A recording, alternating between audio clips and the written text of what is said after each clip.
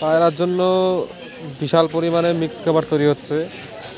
এখানে বাজরা, সর্ষে, হাটকা, রাগি, হ্যাঁ, এগুলো দিয়ে মিক্স খাবার তৈরি হচ্ছে শীতকালের খাবার পায়রার জন্য। তো আপনারাও সবাই মিক্স খাবার খাওয়াবেন পায়রাকে, পায়রা শীতকালে সুস্থ থাকবে। এখানে এই যে গম দেখতে পাচ্ছেন, পুরো এক বস্তা গম ঢেলে দেওয়া হবে। তো গম, তারপরে এদিকে পাখির দানাও দেওয়া যায় মিক্স খাবারের মধ্যে।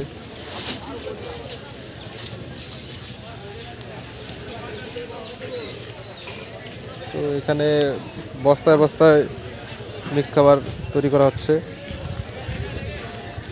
এখান থেকে ইম্পোর্ট করা হবে। তো এই যে দেখুন এক বস্তা ঢেলে দিচ্ছে এখানে এখন।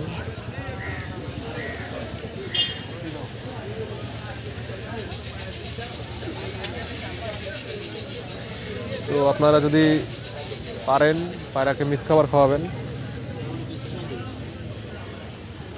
এবার এর মধ্যে গম অ্যাড করতে পারেন।